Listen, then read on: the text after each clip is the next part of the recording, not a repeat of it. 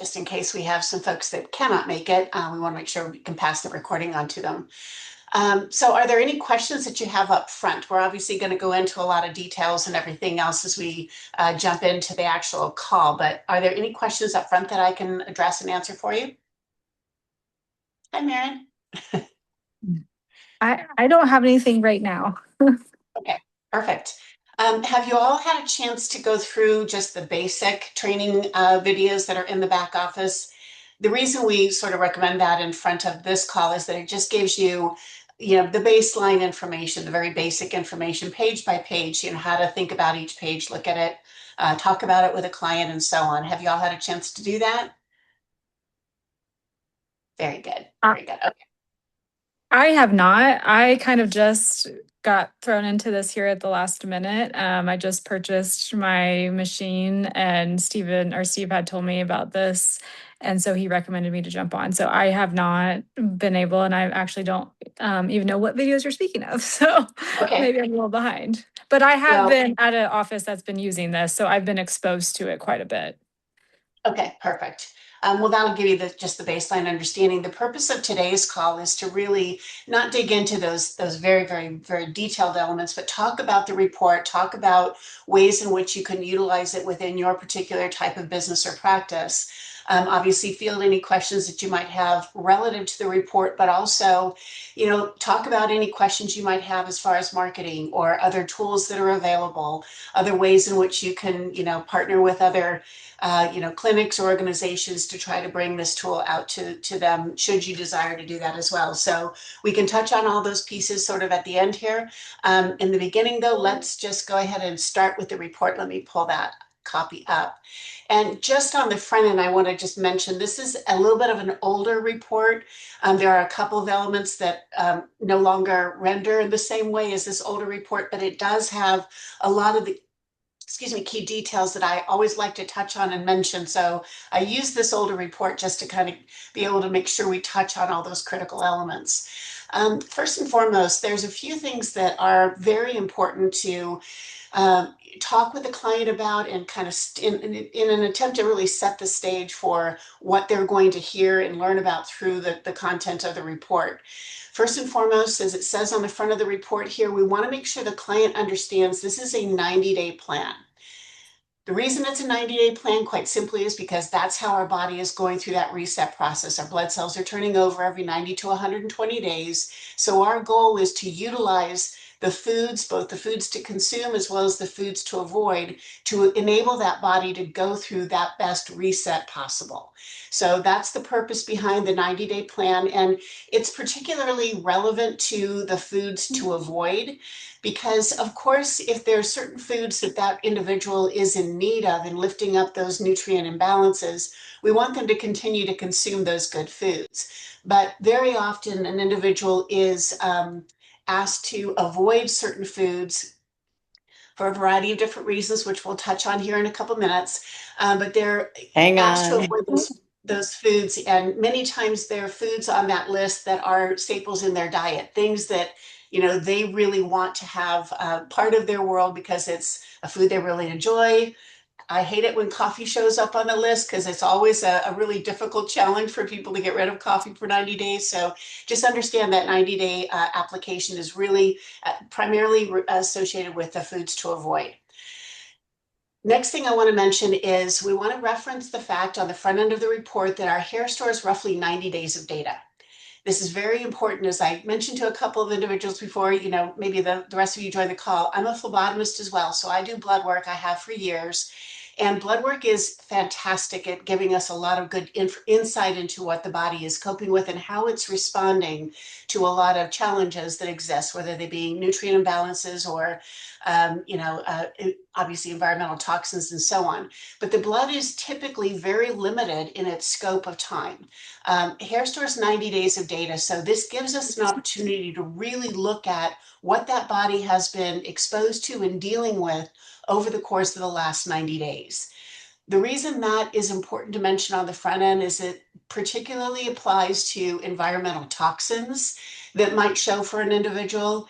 An example I use regularly is radiation. If radiation shows up on someone's report, and you talk to them about sources of radiation exposure, typically involving either airline travel or x-rays.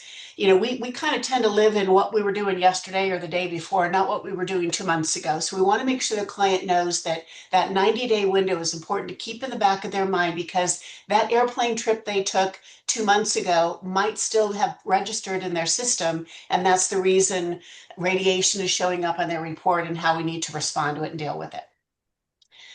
Last thing I always mention on the front end is to set the stage so that a client understands that the goal of this report is not to be a one and done kind of report. This is not a 23andMe kind of evaluation into, genetic predispositions and so on.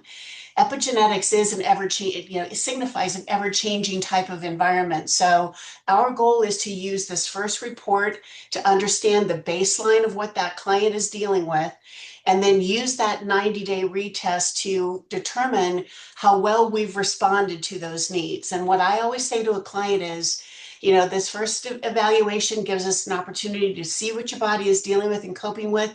That 90-day retest is actually a more important opportunity for us to know, did we respond to that environmental toxin?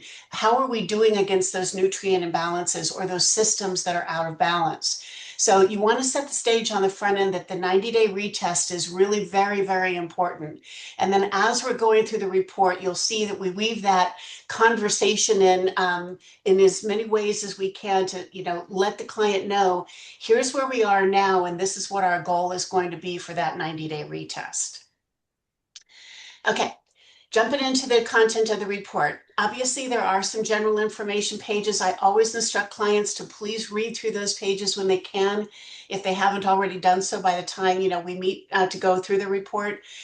We don't obviously focus on those pages. We're going to skip right by them in the course of the consult with the client, because obviously you want to just focus on those pages that are applicable to the individual. This first page here is a summary of all of the content pages of the report. And you don't want to get stuck on this page, even though a lot of times clients will start looking at food restrictions or some of the elements that are noted down below. You really want to just set the stage and let the client know that we're going to dig into all the details when we hit those individual pages. But the purpose of this summary is just to give us an overview of what we're going to be evaluating throughout the course of the discussion. What I do mention to clients, though, is just a brief overview of this wheel here, what it's all about, what it's designed to do, because it is present, of course, on a lot of pages of the report. First and foremost, we want to instruct the client that we're going to look at the segment size. When we're dealing with, especially those environmental pages, if there is a significantly larger segment size versus the others that are around this wheel, it's giving us an indication of how significant or how severe that exposure is.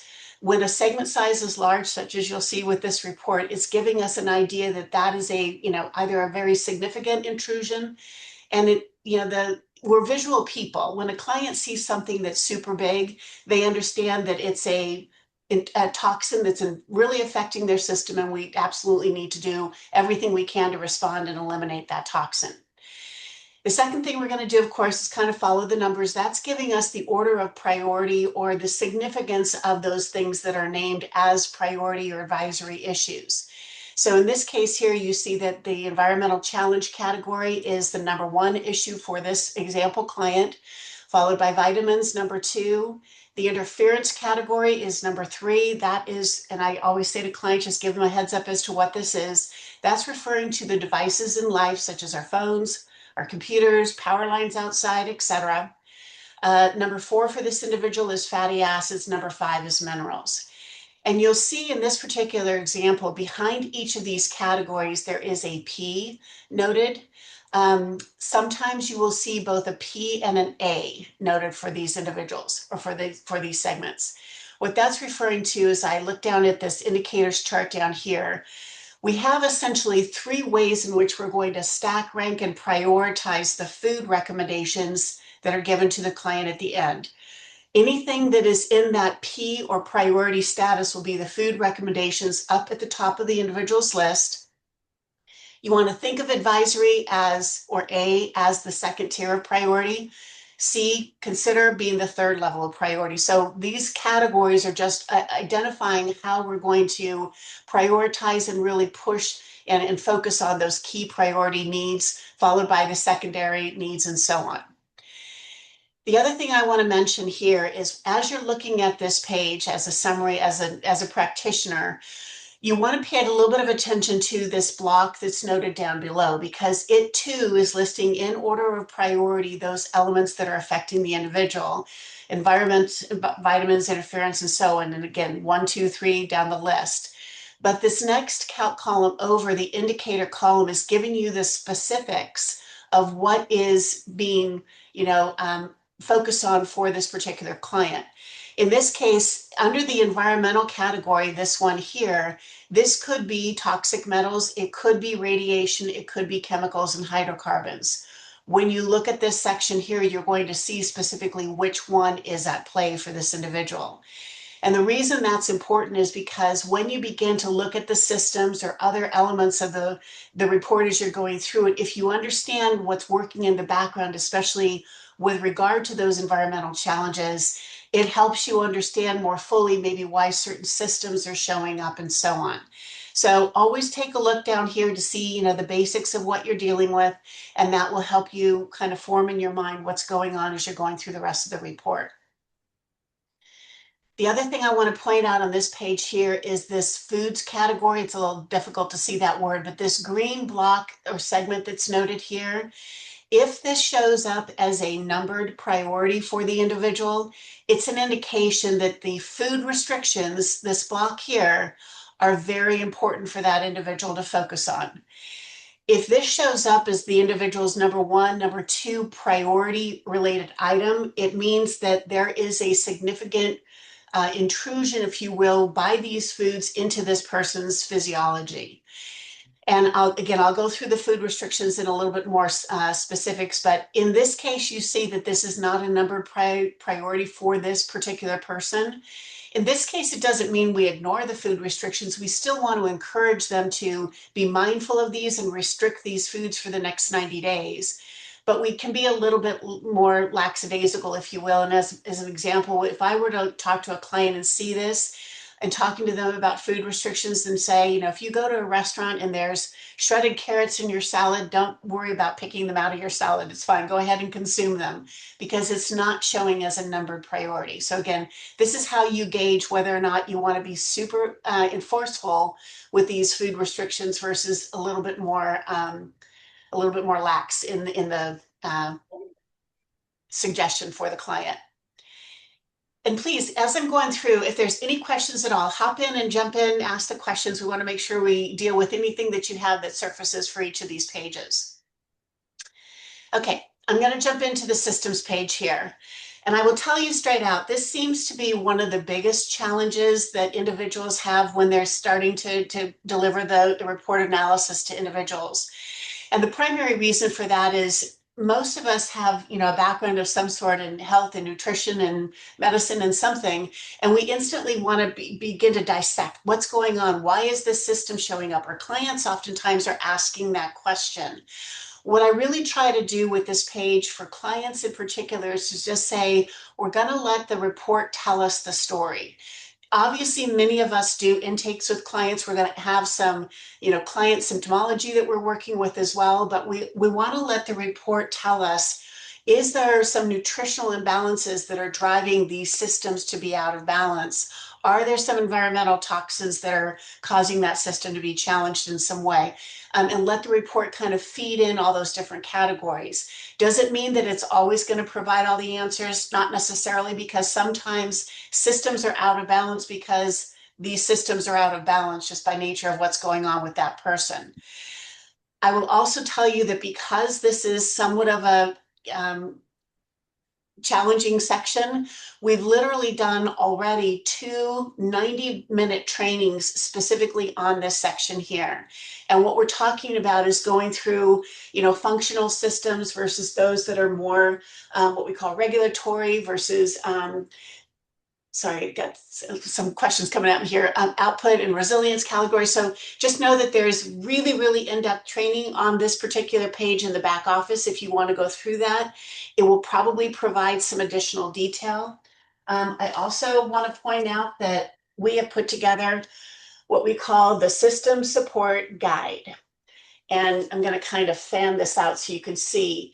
As you can see, what I've done with this section is literally take every single system, there's 18 different ones that can show up on this page, and we have literally created a very, very detailed explanation as to why that system might show up. And I'll use adrenals as an example since this is first in the alphabet here.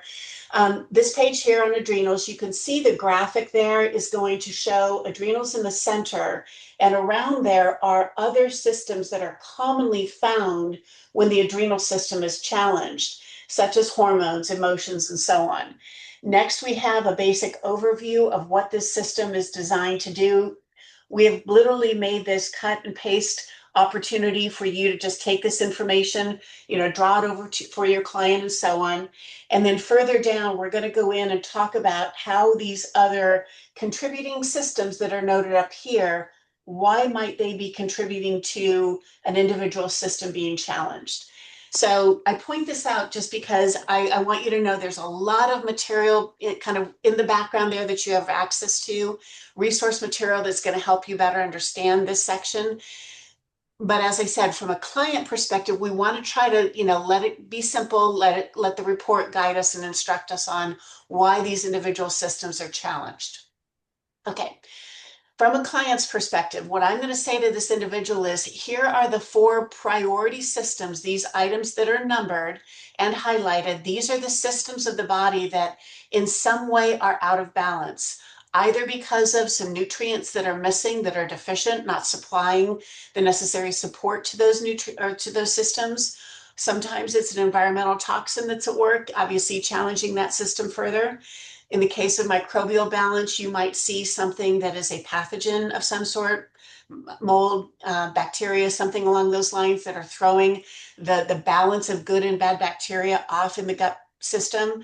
Obviously, sugar metabolism, protein synthesis, many times these are driven by nutrients that are out of balance. Sometimes it's also, again, just systems that are not functioning correctly that are allowing these systems to operate in the way that they should.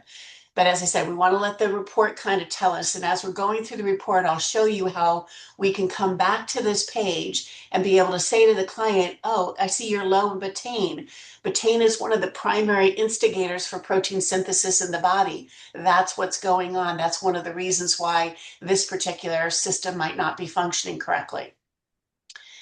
Again, this is an old report. You will not see anything noted in pink. However, you may see the cardiovascular circulatory system highlighted but not numbered. Same thing with gut intestinal, same thing with immune. The reason these are the only 3 systems that may be colored but not numbered is because we have an individual page breakdown for each of these systems. Obviously, they being very integral, important systems of the body. So if these are highlighted but not numbered, it's an indication that they too are important to respond to. They're out of balance in some way. We want to make sure we highlight them, excuse me, but they didn't necessarily hit the individual's number 1 top priority. This is one page. When talking with the client, we're going to say to them, our goal here on that 90-day retest is to have all of these numbered items not appear on your 90-day retest. That's going to tell us that we've done all the work we need to do to address those systems and bring them back into balance. It does not mean, however, that there won't be new systems that show up. And I liken this, I'm an analogy kind of person when it comes to client explanations. I always say to the client, you want to think about this as like a big onion. The first analysis, we're dealing with those outer layers, those big gigantic needs of the body. As we get into that 90-day retest or subsequent, analysis after that, we're going inside the layer, smaller and smaller, substances of that onion, or layers rather of that onion, but still something that needs to be addressed. Also keep in mind that on this particular page, when the report was first released, if someone had 6, 7, 12 different systems that were out of balance, every single one of them would get highlighted. You can imagine that was a little bit of a challenge, for the client to sort of go, holy cow, where do I start? So Cell Wellbeing made the decision to limit this to four top priority systems, numbered systems, and you will never see more than four. You might see fewer, but you will never see more than four numbered systems. It does not mean, however, that there aren't other systems that are also out of balance, causing some challenge in the immune system, in the gut system, and so on. And I'll show you how you can kind of see those as you're going through the report and be able to identify maybe what might be number 5 and number 6 and number 7 system of the body. Okay. Assuming there's no questions on this page, I'll roll. Actually, let me address two things that are kind of outlying situations. This emotions category here, you will see show up a good deal of the time. Not necessarily the number 1 or number 2, but somewhere in that numbered 4 priority, you will likely see emotion show up. This is one of those categories that a lot of people deal with. It's basically not necessarily dealing with just emotional stress, but stress inside the body that is elevated cortisol levels, that's causing some inflammation inside the system that is not allowing their body to kind of work in the best way possible. When I see this for a client, I take this word and I translate it to stress, because that's really what we want them to focus on. There's stress inside the body that is causing inflammation or lack of appropriate responsive systems and so on. And this is where that 90-day window is also important, because many times a client will see this highlight and go, I don't really consider myself having kind of a stressful life or different things like that.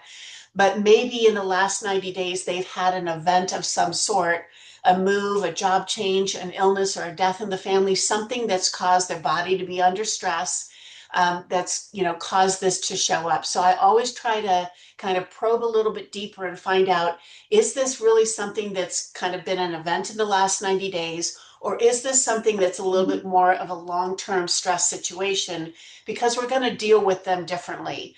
A singular event or something like that in the last 90 days is fleeting. It might just let the body, work its way through.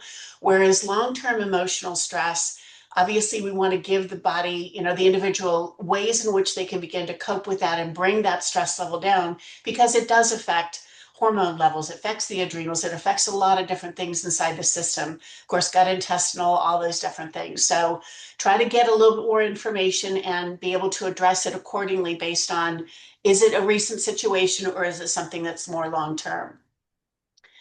And in the case of this sleep block that's noted here, this is not measuring hours of sleep or anything along those lines. It's measuring the REM cycle, whether or not this individual is dropping into that cycle on a regular basis. Why is that important? We all know that that's where the repair takes place. We want to make sure, if this shows up, a client is given, the proper tools, instructions to, eliminate EMF exposure in their room if that's maybe causing some disruption. If they've got other things that are out of balance that's causing that cycle to be out of balance, you want to give them that help and that guidance. And I actually, when I was in California, worked with a sleep doctor who specialized in sleep apnea and all these different conditions. And he gave me a little bit of a tip. He said, always find out for someone, because they don't have the ability to necessarily measure sleep cycles, even though we have Oura rings and all those different things that are out there right now. But he said, you can always ask someone about their dream recollection. If someone wakes up in the morning and they remember a dream that they've had the night before, it's usually that they've had a sufficient amount of that REM cycle sleep. If they don't remember dreams on a regular basis, it's an indication that they're not getting that REM cycle sleep as often as they should. So just a little tip, something to kind of keep in mind when you're probing and trying to find out more information about that particular category.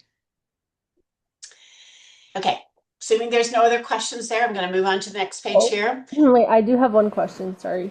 Sure. Um, okay, do you feel like you see emotions and adrenal system do those go hand in hand a lot, or just two totally separate things? Like I see it's highlighted on this one, but emotions is not.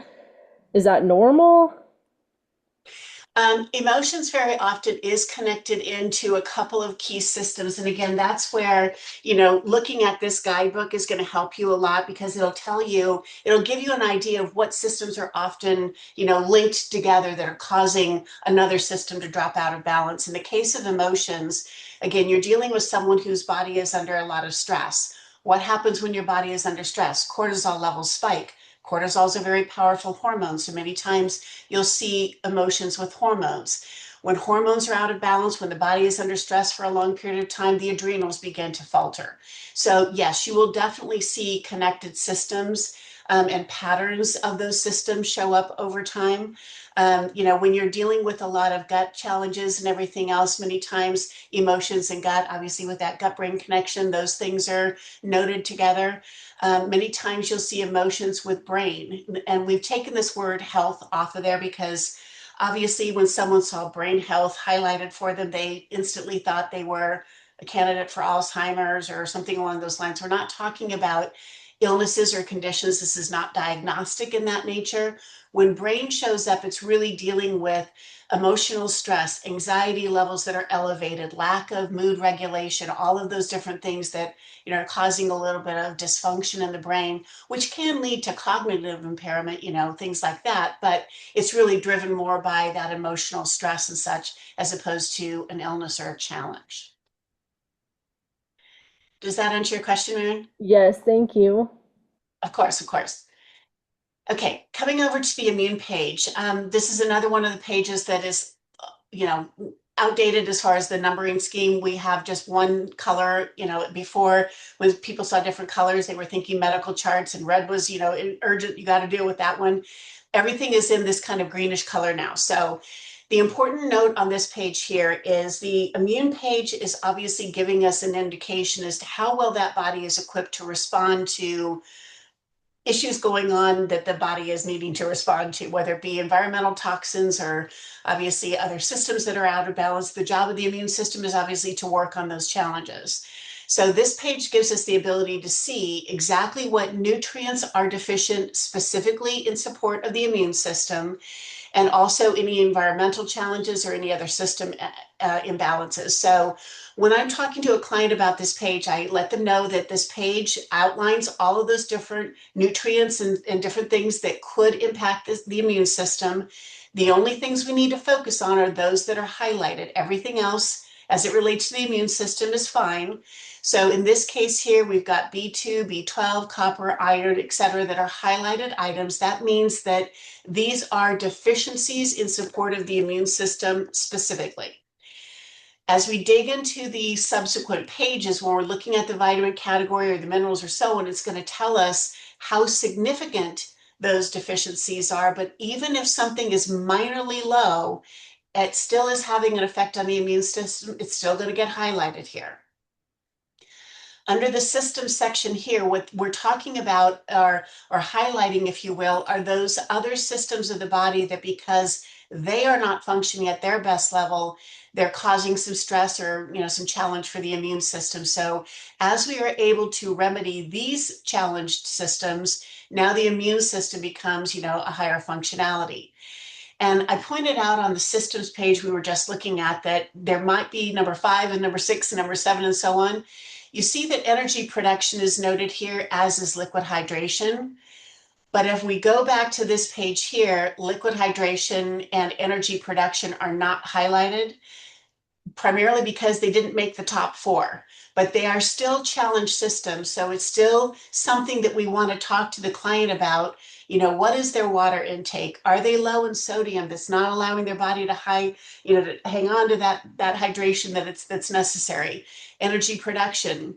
This is a definite connection. When you see protein synthesis, you're almost always going to see energy production in some way because this is that ATP function of the body. So we're dealing with those things that are like systems that are, again, one's challenge is going to affect the other. So again, we want to make sure we touch on those things that are still impacting this person's body, even though they're not necessarily their top 4 items. Under the environmental and resistance category item, you'll see that chemicals, hydrocarbons, electrosensitivity, radiation is kind of a grouped area here. Fungus is highlighted, so this is telling us this individual has even a slight intrusion, sometimes a big one, of these environmental toxins or pathogens that are impacting, of course, their body and therefore their immune system. And then the last category here is food restrictions. And I want to point out these food restrictions have nothing to do with consumption or volume of consumption.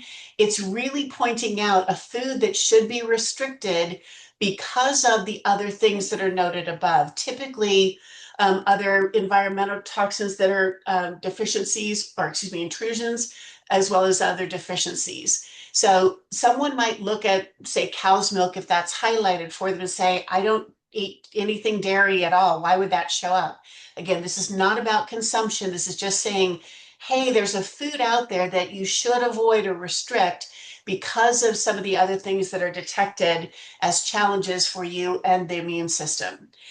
And also keep in mind, we're not feeding the cell well-being report information about what this person is consuming. It doesn't know what that person consumes on a regular basis. It just knows, again, based on what other elements are detected, what foods should be avoided so as to not further challenge the body.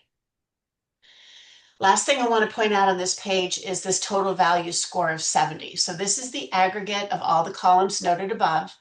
This is their total, and this is giving us the ability to see how significant of a challenge is the immune system for this person.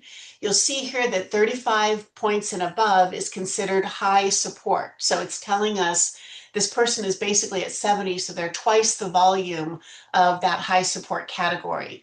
So it's telling us that we've got, a decent amount of work to do with this individual.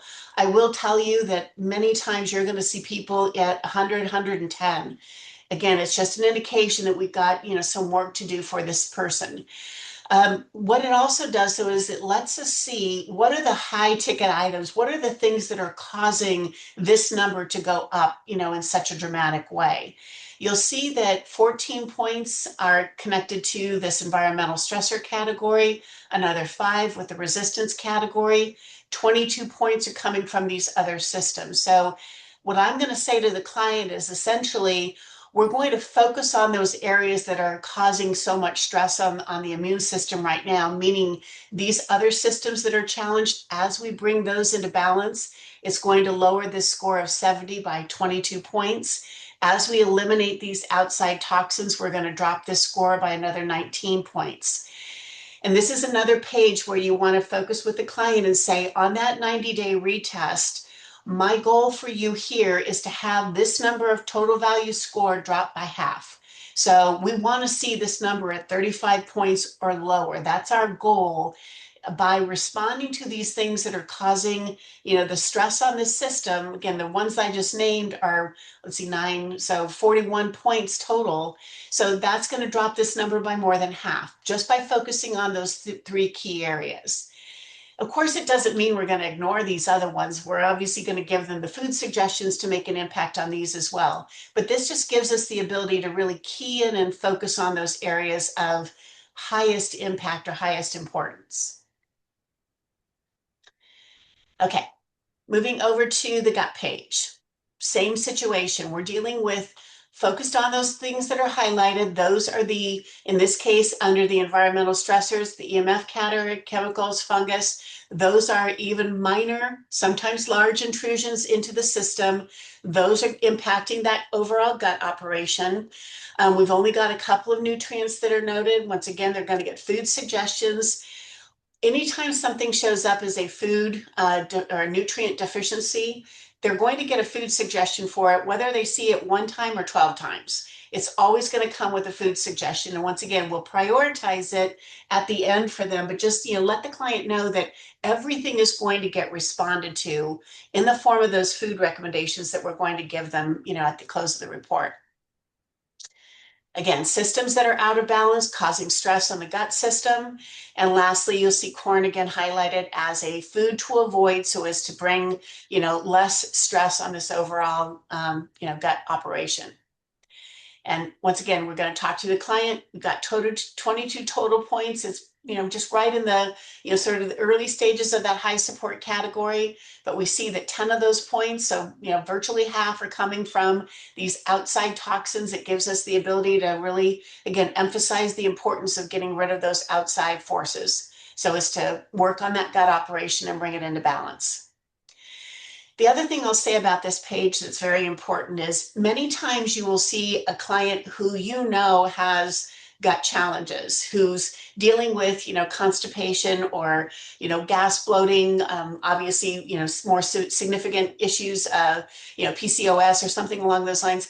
This isn't this isn't, a diagnostic tool. This is simply saying, what are the factors that are causing this system to be even further out of balance? So it allows us to focus on those things that we know we can respond to. Okay, next page over is the circulatory cardiovascular page. And the way I introduce this page to clients is simply to make it, come to life for them. Most of us don't really think about the fact that there are very specific nutrients that affect the heart, that affect the veins and arteries of the body. We want the system to be operating at its best level. If there's any nutrient imbalances that exist, we want to plug those holes and make sure that we're giving that system the proper, nutrient support that it needs. Once again, we're only focusing on those things that are highlighted. And once again, those things are going to get food suggestions at the close of the report.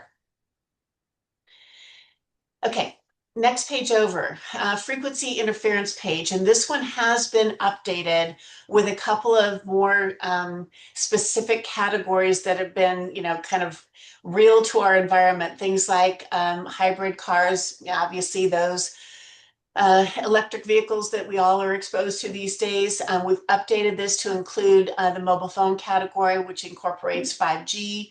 So you will notice on the in the back office, there's a new page in what we call the nutrition guide that I'm going to talk about here in a moment, that has updated responses as to what each of these category segments mean and where these frequency interference categories come from. I do want to point out, though, we have what we call the nutrition guide. And when you received your S Drive, you should have gotten this bound laminated copy with it. This is the frequency interference page. And this guide really can be your best friend in this business, because for every page of the report, you're going to get a page that looks something like this.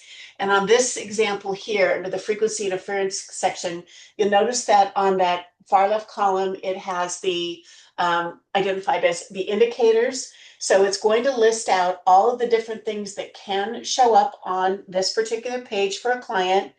Next category over is the source of that exposure. And then we have common deficiency symptoms and food recommendations. The reason this page is important is because many of us would look at mobile phone, know exactly how to talk about that, TV screen, how to talk about that, but some might not know what does 50 hertz main stand for, or what's electrostatic field. When you look at this frequency interference page, you're going to get a description as to where that exposure comes from, because our goal is to help the client understand this is where this sensitivity is. When you're talking about 50 hertz main, that's basically anything that goes into a household plug. Your toaster, your vacuum cleaner, your cell phone charger. So that is that exposure here.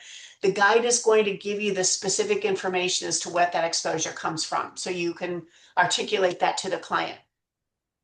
And it's important to understand that when we're pointing this out to a client, we're not doing so because we expect that they're going to change their life. They're not going to get rid of their cell phone or stop watching TV or what have you. But we want them to understand that these exposures have an impact on their system. And this is a very unique page to the Cell Wellbeing Report, because to my knowledge, there aren't any other singular testing equipment out there that's going to identify this EMF exposure. Why is it important? As I mentioned, I'm a phlebotomist. I do a certain type of blood analysis called live cell analysis, where we physically look at the structure of the blood cells. I instantly know when someone has EMF exposure based on how those blood cells represent on the sample slide. And what happens is, instead of a cell looking kind of like this here, nice, round, smooth, parameters and so on, the cell is either collapsed, it almost looks like, a donut from the side, or it has jagged edges, what's called a Burr cell.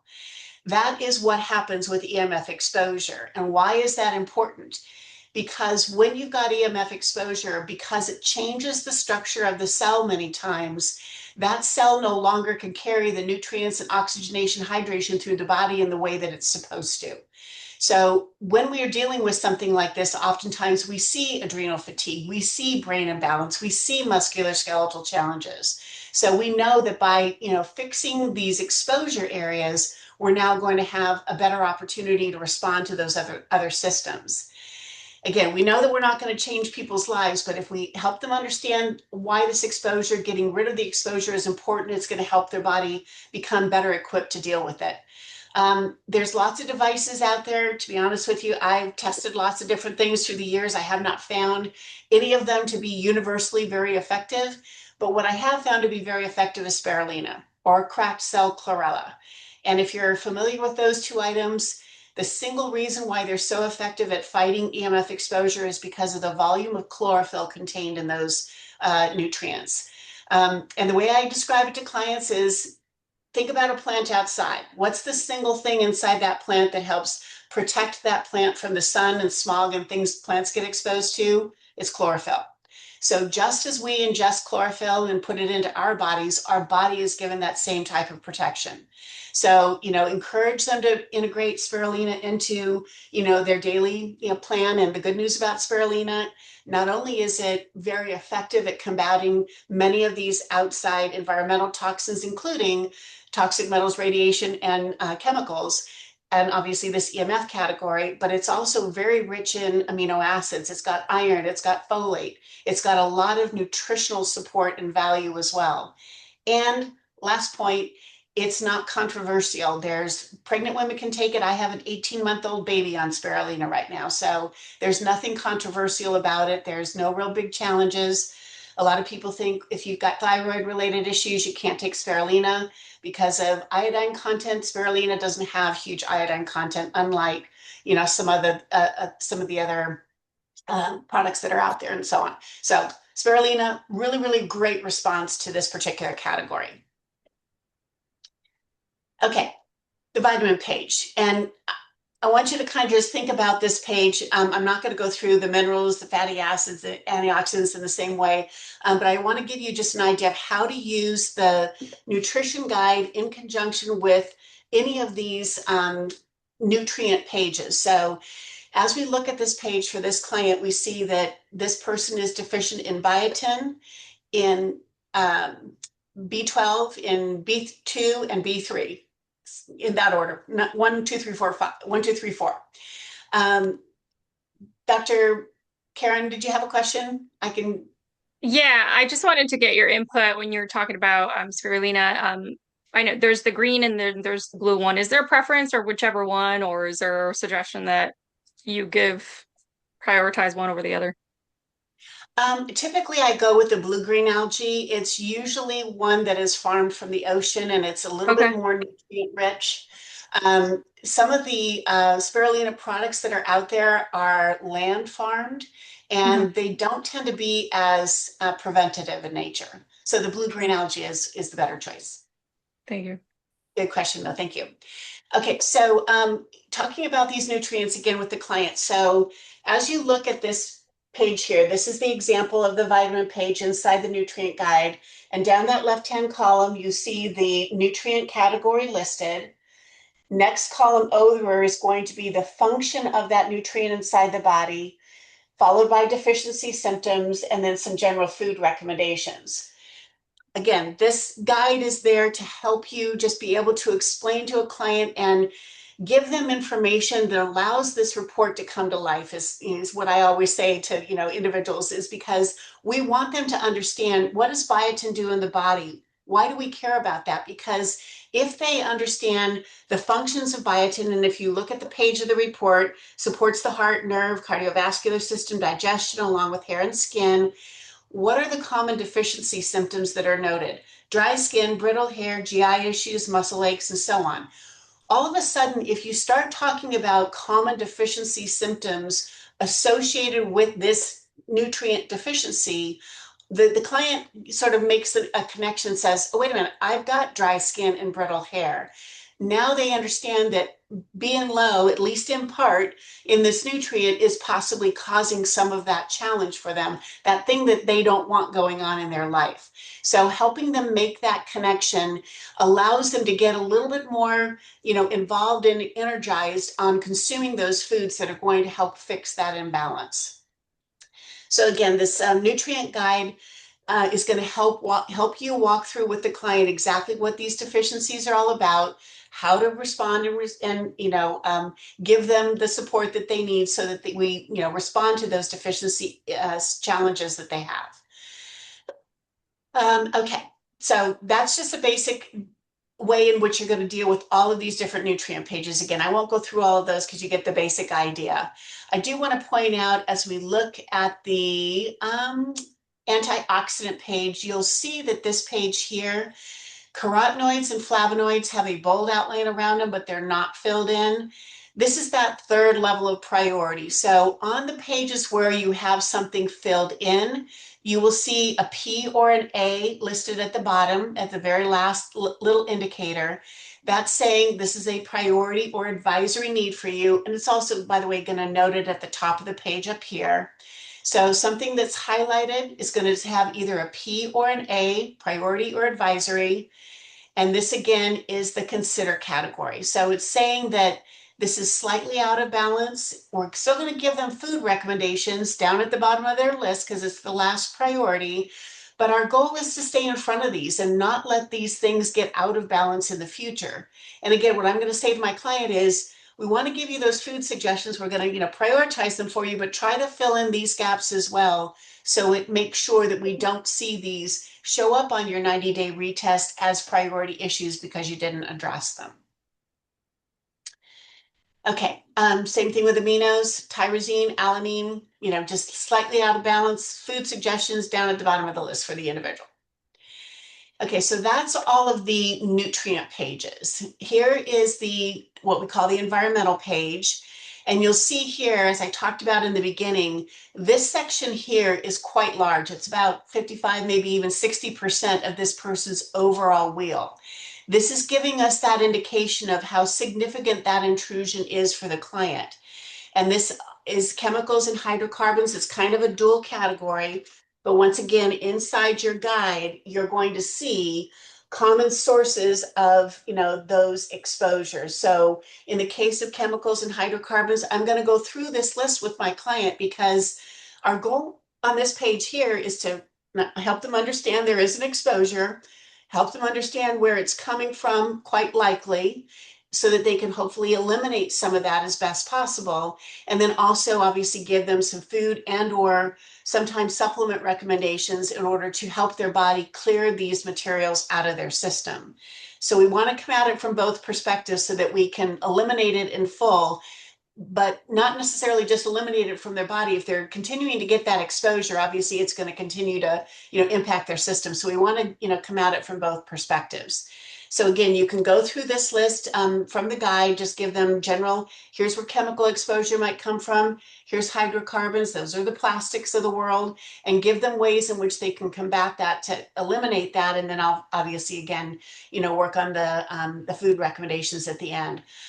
I will tell you, frankly, from the history I have in doing thousands of these reports, to be honest with you, I look at the food recommendations as supportive and kind of maintenance oriented. In most cases, when someone has a pretty significant metal, mold, parasite, type of exposure, foods alone are not going to get rid of those. You're going to need to walk them through a cleanse protocol of some sort. For those of you that have, companies that you work with, that's terrific. Absolutely just utilize those protocols. If you don't have a company that you're comfortable with, we've done pretty extensive research. We've partnered up with a couple of different companies out there. Two companies in particular. One is called Optimal Health Systems, OHS. The second is called Equilife, which is Dr. Stephen Cabral's company. We utilize the OHS product set largely for just kind of the general nutritional support. And the Equilife products are primarily the cleanse protocols. They are phenomenal, very, very good at not only ease of use from the client's perspective, but also extremely effective. So if you have an interest in those, Steve and I can give you kind of the details of where you can get connected with those groups and so on. Okay, coming over to what's called the resistance, I call it the pathogen page. This again is going to highlight any pathogens that are present in the individual system. In this case here, you see that fungus has a bold outline. It's not filled in. Another critical area as it relates to that 90-day retest, because you want to think about that 90-day window. Sometimes an individual had something that was in their system, their body is working on it, it's fighting it off, and it's going through that process of natural elimination. That body is responding and getting rid of that outside pathogen. Sometimes this pathogen was recently introduced and it hasn't had an opportunity to fully take effect. So in this case, we don't know which one it is. So what I'm going to say to my client here is I'm going to give them the food recommendations to, respond to and combat this pathogen, in this case, fungus.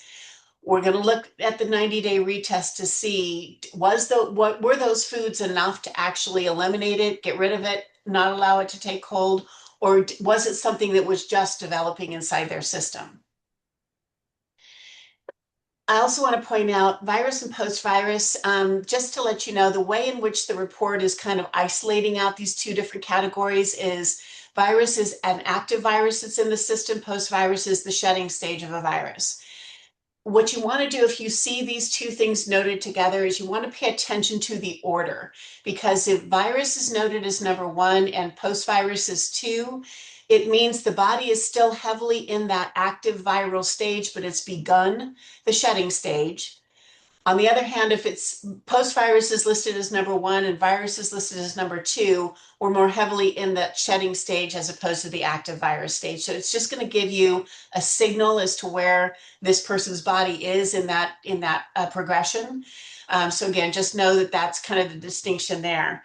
And as I mentioned, when you're dealing with parasites, mold, sometimes even bacteria and fungus, rather difficult for the foods to respond to those things. You're probably going to want to get the individual, if these are showing up as a priority or even an advisory, you're going to want to get them on a cleanse protocol of some sort in order to respond and get rid of these.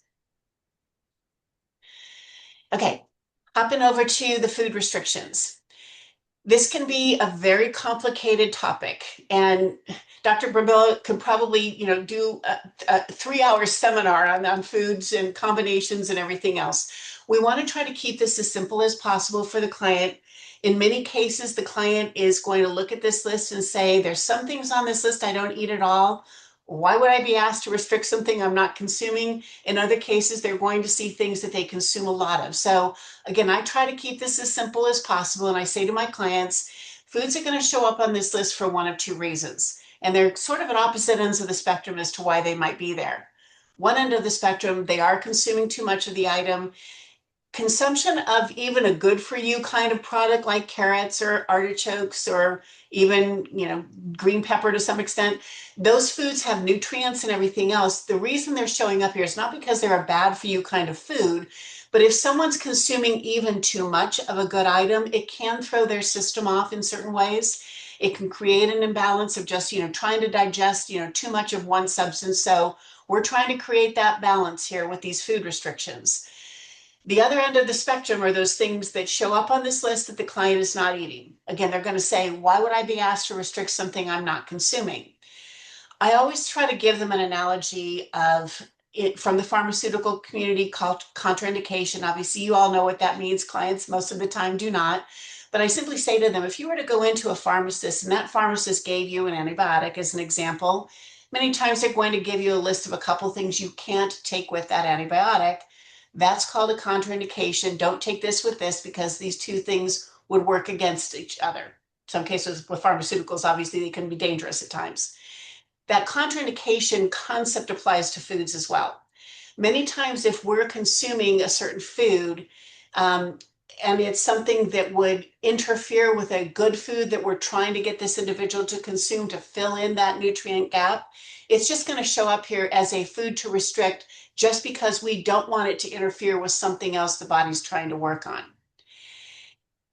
Another thing just to kind of keep in the background is this is an epigenetic test. Many times it is going to pull through genetic material that shows up for an individual because it was a very powerful genetic, expression, if you will, or excuse me, genetic exposure. An example I use a lot is I had a client show up with shrimp as a food to avoid. And she said, I don't eat shrimp. I've never eaten shrimp. Why would it show up? I kind of went through the explanation with her. She came back for her 90-day retest and shrimp was there again. And she was a little annoyed. She says, why is that showing up there again? And I said, well, let's dig a little deeper into that. So I asked her, are there any, fish allergies, shellfish allergies in your family? And she said, yes, my father was severely allergic to shellfish. So that genetic imprint was so important in her system that it showed up not once, but twice for her. So just keep in mind that there is some genetics at work. Also, I want to point out, you see the green pepper is noted here. When something is a very specific description within a food category, like in this case, green peppers, obviously there's red, there's yellow, there's orange, etc. When something is very specific, it's telling you it's just that one within that family. So in this person's case, yellow, red peppers are fine. If you see green grapes or red grapes, again, that's specific. The other grapes in that family are okay. Last thing I'll mention on this page, when you see something that has derivative items from it, like in this case, corn, obviously there can be corn chips, corn syrup, corn starch, lots of different derivatives coming from corn. They need to avoid all categories of corn. So this would include all of those derivatives. If you see almonds, it would be almond milk, olives, it would be olive oil, etc. Okay? Okay. Food additives to avoid. Many times people kind of gloss over this like it's no big deal. I will tell you, quite frankly, when you've got someone coming in and they're dealing with unexplained hair loss or skin issues, most of the time it has something to do with an additive they're getting an exposure to. Most of the time it's something that they're not necessarily even aware that they're consuming that's an additive. So this is a very specific list to the individual that you're talking with. Once again, you want to kind of give them information as to how to use this list. So most of us look at these words and have no idea where these things are found or how to pronounce some of these crazy long things. So you'll instruct the client to go to the next page over under step 2. It says, click here for more food additive information. This is the master list. So you'll instruct the client to click on that master list, and then they can go and look up these individual items that are noted here, and they can find on that master list where these additives are commonly found. Sometimes it's in food categories. Sometimes it's also in body care products like shampoos, body wash, soaps, things like that. Make sure the client does that little exercise. It's only 10 items so that they're not, giving their body an exposure to something they don't want to, their body does not want. The other thing I'll mention, think about the vitamin page and the antioxidant page in the case of vitamin E and vitamin C. Very often you will see vitamin E or vitamin C show up as a deficiency for the individual, and you will also see either ascorbic acid or alpha tocopherol show up on this page here. Alpha tocopherol is the synthetic version of vitamin E. Ascorbic acid is the synthetic version of vitamin C. Why is that important? Many times clients are consuming things like, multivitamins and so on. Most of them come from a synthetic form of those nutrients, and they're flooding their body with the nutrient, but the body is not utilizing it correctly. In the case of vitamin C, you've got cofactors that need to be available with that ascorbic acid in order to make vitamin C effective in the body. If an individual is consuming a supplement, they're getting ascorbic acid, but they're not getting the cofactors, which means that they think they're giving their body vitamin C when they're not. So kind of keep that in mind when you're looking at this additive to avoid page, you're looking at the vitamin or the antioxidant page and see one of those things show up. make sure you're directing the client to, if they want to take a whole food vitamin C supplement, that's totally fine, but that way they're getting those cofactors that are so important. Okay, I'm going to tell you straight out, I don't pay attention to these steps that are noted here. I think for many cases, everybody knows to drink good water and so on. They're not terribly helpful, but I think for a lot of people, they're more confusing than they are helpful. But I will say that under step 2, these clickable reports here, I would definitely suggest that you take a look at these reports and understand what's available to the client. Because if you've got a client that's got EMF exposure, you want to direct them to click on this page. They're not going to have your little guide to, go home with, but they want to know where are these EMF frequencies coming from? What should I be paying attention to in my home? Where are chemicals and hydrocarbons and radiation coming from? They can click on these individual pages and get that additional detail. So check it out yourself just so you know what's there, and that way you can refer your client there as well. Okay, so the last 2 pages of the report are the foods to consume page. So we had the page just previously that we went over that's foods to avoid. This is the foods to consume. As you look down the left-hand column for this individual that was being evaluated, iron is their top priority, biotin, followed by biotin, B12, and so on. All the way down, so the priority items would be up here, advisor would be in the middle, consider category items would be at the bottom. The list to the right is a general list of the best food sources for these individual nutrients. And unfortunately, Cell Wellbeing has not gotten to the point where they're eliminating anything that showed up on a client's food to restrict page versus this one. So the client just needs to know if they see something that was on their food restriction page and it shows up on this general nutrient category or general recommendation page, just say, obviously skip over that as an option. And it does say it on the new reports, it says it in red up here, but you still need to point it out to the client. Generally speaking, what you want to do is instruct the client to look at this food recommendation list and come up with at least 2 items on each of these lines that they can begin to consume so as to fill in that nutrient gap. For this client here, we know that we're already going to have them consuming spirulina in order to combat that environmental toxin and the EMF exposure. And you can see that spirulina is listed in a couple of categories here. So just by consuming that for the other environmental issues, they're getting the nutrient support they need here for iron, tyrosine, and alanine as well.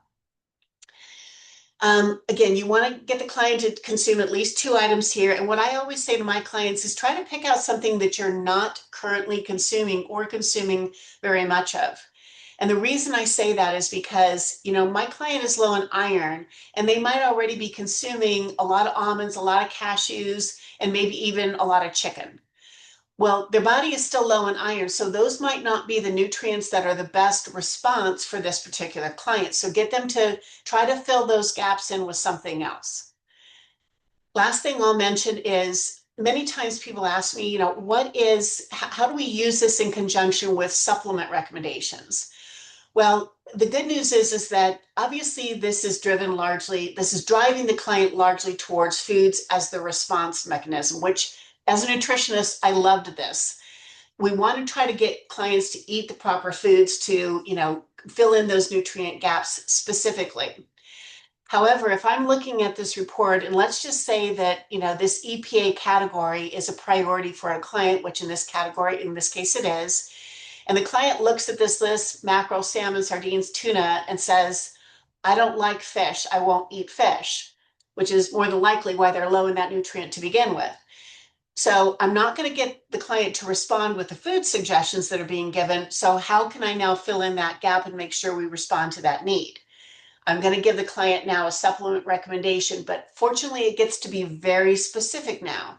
I don't have to give them an omega-3, 6, 9 blend. I'm just going to give them that targeted EPA blend. So I don't need to necessarily, well, in this case, she does need 6 as well, even though I don't supplement 6 actually. So, again, but the point is that you can use this to drive primarily the client towards those food suggestions. But when the food suggestions cannot work for the client, now you know specifically what supplement to recommend for them. Okay, And the last page is the same concept. It's the food recommendations associated with any environmental toxins that appeared for the individual. Once again, in this case, foods, especially in the case of the chemical and hydrocarbon and the EMF or interference category, these foods are more preventative in nature as opposed to responsive, something that's going to clear that toxin. So for my client, I'm going to get them on spirulina, obviously to address this here. Recommend they consume some of the additional foods that are noted. As it relates to this chemical exposure, however, I'm going to put them on first a detox cleanse to kind of open up those detox pathways, and then I'm going to get them on a very specific chemical cleanse. Okay, we made it through the whole report. Questions first on any category of the report that doesn't seem quite clear? Yeah, I have a question. Okay. So on each of the pages where you have like the pie chart, is the ideal goal that every pie piece is the same size? That's a great question. The answer to that is yes. Our goal is, let me go back to the amino acid page here. What we can basically say to the client is, as we see these segment size become more and more even, meaning obviously you're going to have some variations a little bit here and there, but as they are more and more even, it's an indication that that nutrient category is well balanced for the individual. You'll see that in this case here, tryptophan is very small, methionine is very small, serine is very small, glutamic acid is small.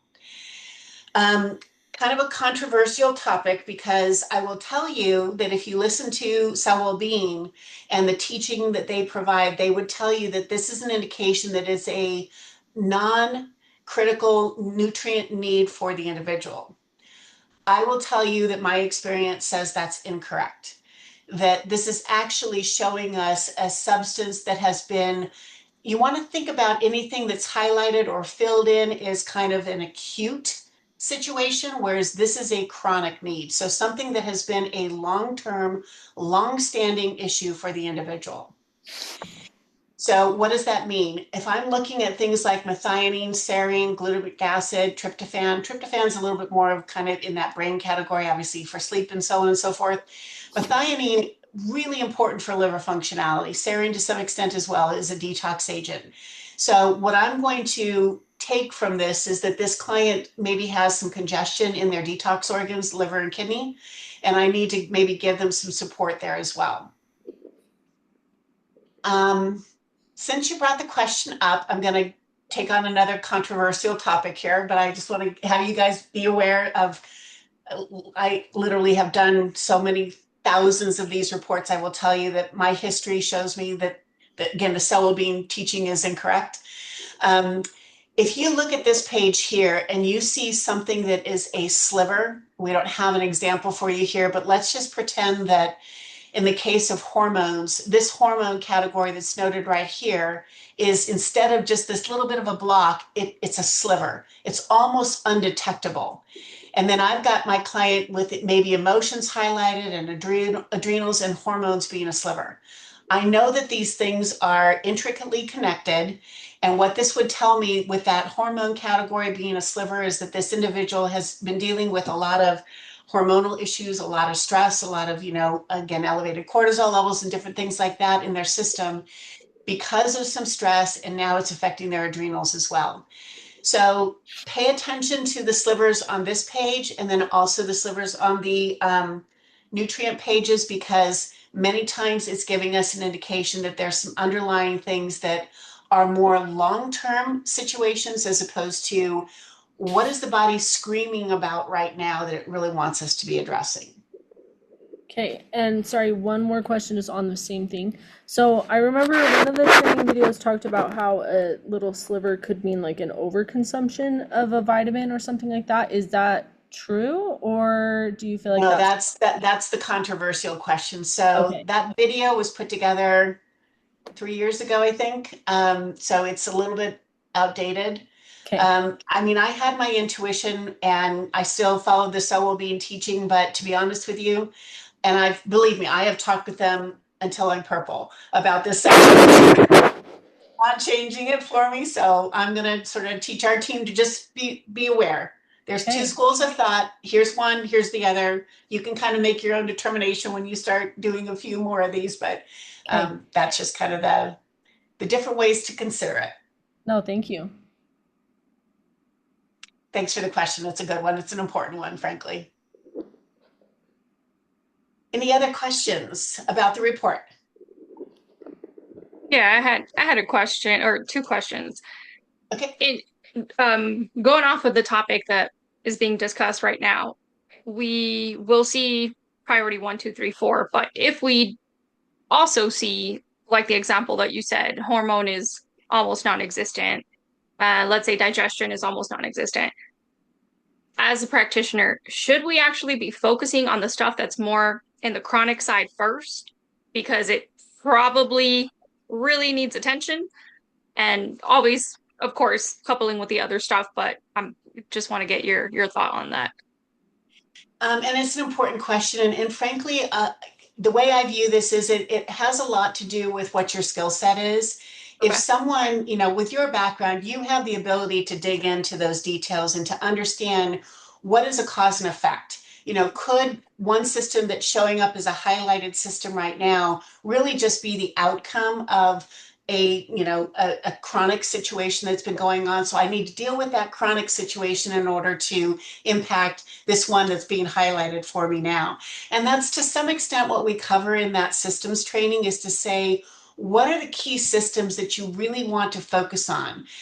Because foundational systems, you know, such as digestion, gut intestinal, protein synthesis, those are all critical systems that do impact other systems down the line. So I mean, frankly, if you want to dig into that even further, you know, go through those two trainings. We actually have another one that I'm trying to get together for this third quarter here. Working on it right now, but haven't had a chance, because as you can imagine, these are very complex systems and they're so intertwined that you have to really go dig deep into the details of them. But it's, I guess to answer your question, it's dependent on what your skill set is and how well you're educated, and you know what your expertise is in dealing with those subjects. For someone that doesn't have your background, I would say deal with the highlighted items as the priority, because many times they are causing, you know, additional stress on some of those other long-term situations. So by dealing with that, you know, more immediate need, you can kind of impact that as well. And more than likely, as you do that retest, those other things are going to surface because you dealt with what the body is, like I said, kind of screaming about right now. And then it's going to give you the ability to get into and see some of those more long-term kinds of situations. Okay, perfect. Thank you so much. That makes sense. And then when we are in consultation, just to, I guess, be mindful of the legal aspect of things. We Mhm. know we're in a very gray area. We in our For center sure. know we live in that route a lot. Can we say deficiency? Do we have to say area of focus or yeah, like I really would love to say, hey, deficiency. Like, can't are we good to say that, or we have to To be honest with work you, I around would it? say probably most individuals choose not to. If they're, Okay. you know, health practitioners, they're guided away from using deficiency. I use it with this training just because it's a more descriptive word, but your question is an important one and a very valid one, because obviously depending on our area of focus and area and scope of ability to speak to certain things, we're not allowed to give diagnostic sorts of claims, if you will. So we don't want to necessarily say your gut is imbalanced. We want to talk about what are the nutrients that might be insufficient in support of that system right now. We're going to focus on giving you the way to address those. We're going to look at any outside toxin that may be inhibiting the functionality of your gut intestinal system. So again, we're not going to talk about diagnostics. We're going to dig into what are the ways in which we can better support this system by removing those toxins, or obviously supporting those nutrient needs. So if a person asks, like, well, so then what data is it giving me? We should just kind of stick to like whatever is showing up in your epigenetics. It's more of showing maybe an area of disbalance where function can improve. Um, these are the guiding, you know, nutritional factors to implement or avoid. Um, And out of just curiosity, as far as like how to explain it, right?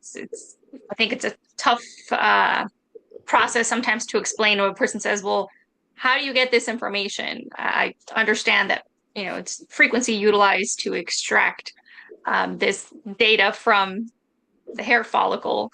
Any guidance on, as first comer to this technology, how to kind of tackle that?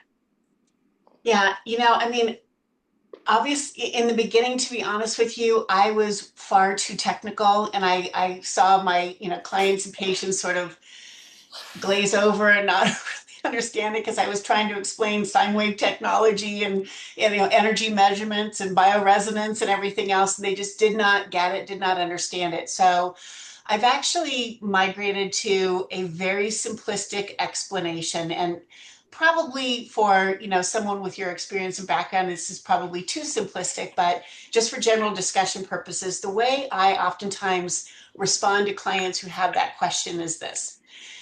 I say, okay, we're going to go back to elementary school. You learned about trees and how they grow. And if you were to chop a tree down and look at the individual rings around that tree, it's going to tell you what that tree lived through in its life.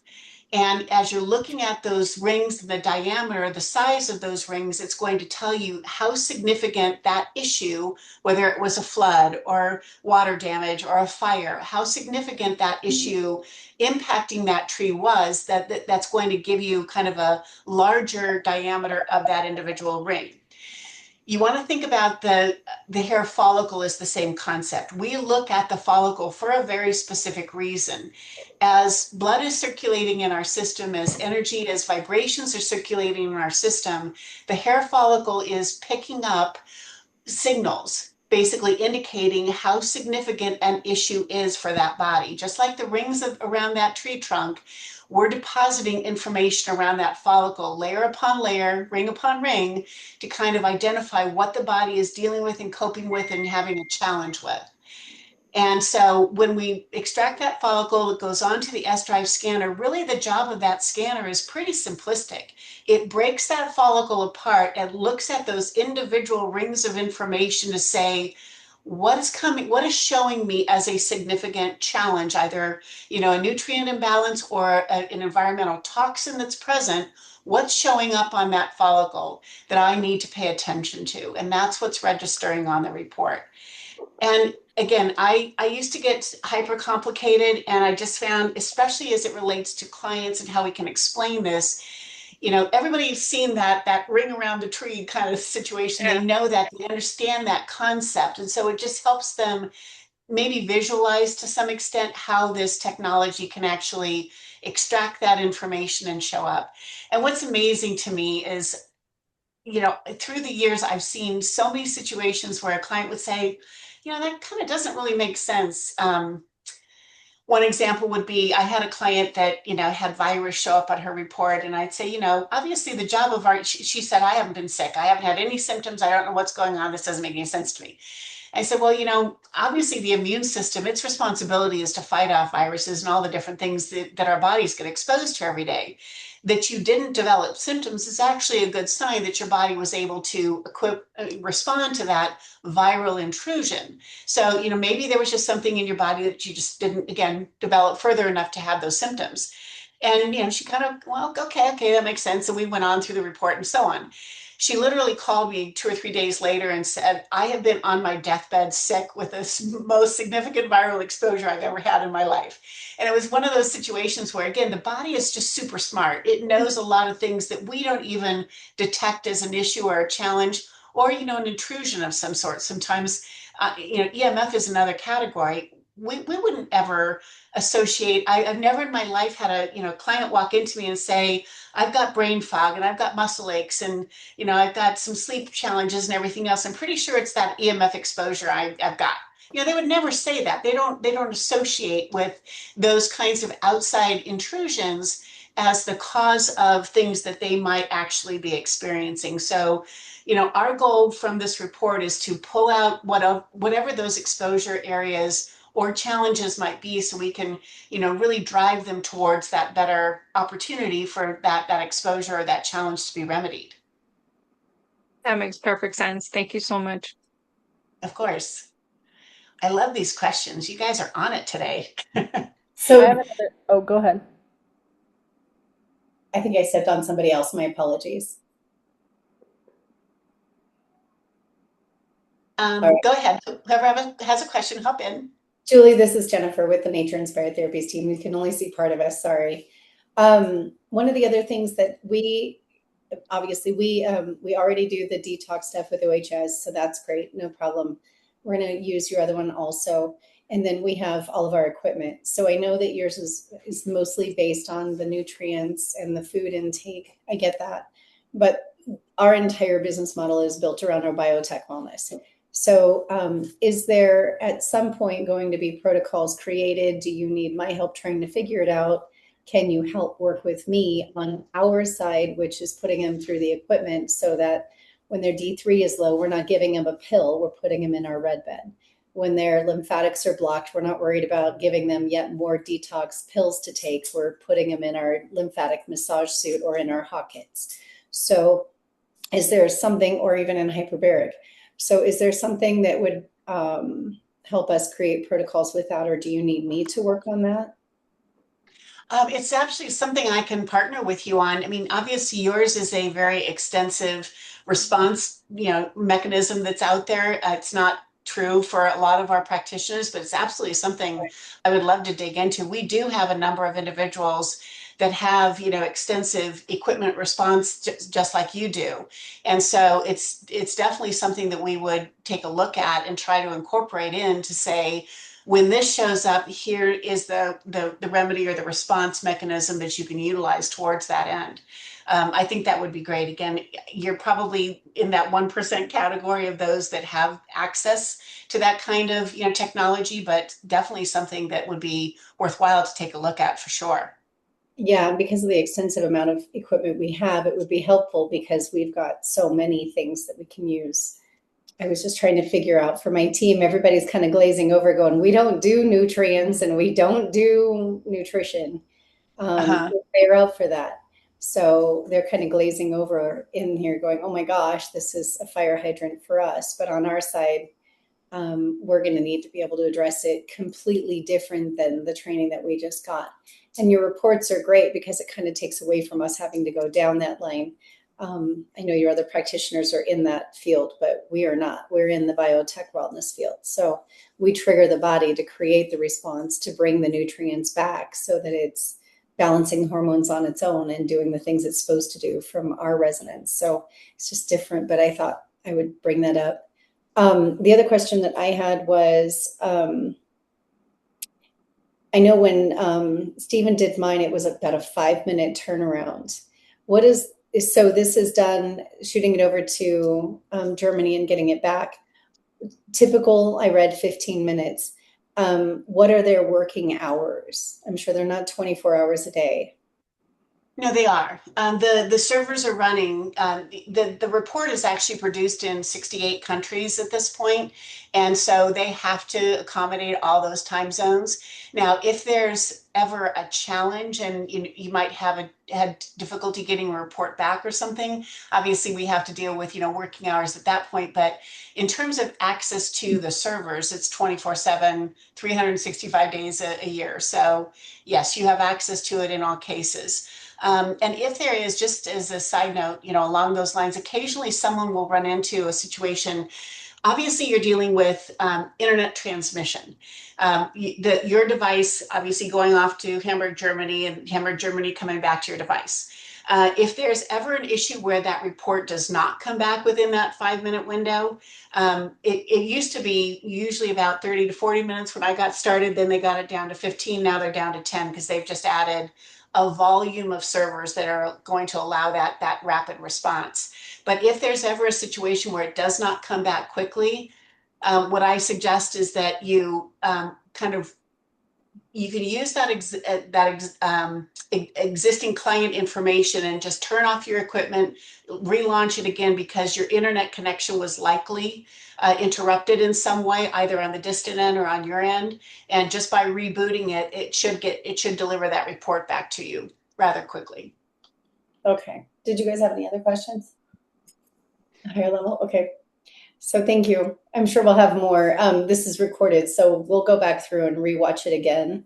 I'm sure it's going to take some more time for us to grasp the nutrient side of it, but the reports, they were pretty excited about using it. So thank Well, you.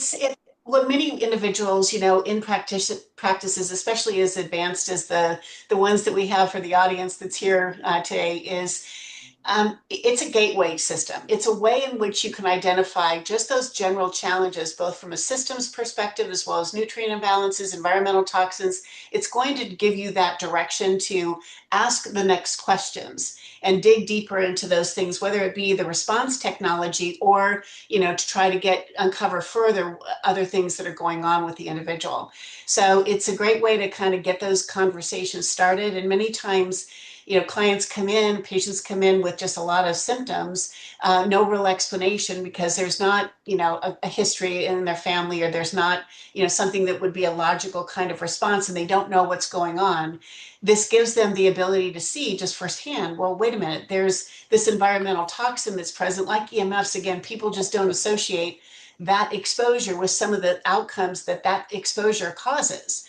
And so the Right. moment we start pulling away all of those different challenges that are intruding into that system, now the body starts to respond in a much more efficient way. Right. Yeah. And this is one more tool in our toolbox of doing the evaluations. So it's great to add this piece to it. We're really excited. Thank you. Absolutely. And I would love to, get on a phone call with you and understand exactly how we can best sort of support you on the technology side and drive things instead of more towards the nutrients, towards the response mechanisms that you have. So that'll be a great conversation. Awesome. I'm excited about that. Thanks, Julie. Of Nice course. to meet everybody. Thanks for the great questions. It was really good for us to hear the other questions too. And I'm sure there's more. Yeah, absolutely. Well, again, thank you everyone for your time. If there's anything else that comes up, Steve and I are here to help any way we can. So whether it's hopping on another phone call with you or responding on email, text, whatever works for you, just let us know. Awesome. Julie, Thank you so I much have for your one time. more question. Can I ask one question really quick? Yeah, of course. Is there anything that you highly recommend asking the client about, either before they get scanned or while they're getting scanned? Is there anything really specific that you recommend asking, whether it's about sleep, or if it's women, menstrual cycles, or anything? Is there anything you feel like is very important to know? Well, just so you know, we do have just a regular client intake form in the back office. There's a couple of different versions, so feel free to use that if that will help guide you. My big thing with clients is always, I want to understand, if I don't know them, I'm meeting somebody for the very first time, I want to understand two things. What are the symptoms that they're dealing with? What are their pain points, in other words? And then what are their goals as a result of doing this analysis? I just want to know, what are we dealing with? What are you challenged by? So I can integrate that thought process when I'm having that conversation, but also what is the purpose of them doing this? Is it just for just general health and well-being, or do they have a specific goal? Everything from, obviously dealing with a disease or condition that they're battling with, all the way down to, I can't lose weight and I'm losing weight, or I'm losing my hair and I don't know why, just the simple stuff. So understand kind of what their body is responding to and coping with right now, but also what is their goal? How can you help them best use this material to direct them to the best outcome that they're searching for? Awesome. Thank you. Okay. All right. I hope everyone has a wonderful week ahead. And again, check in with us if there's any questions at all. We're here to help. So wonderful to meet you all. Thanks for being here. Thanks, Thank Julie. you. Thank you. Bye-bye.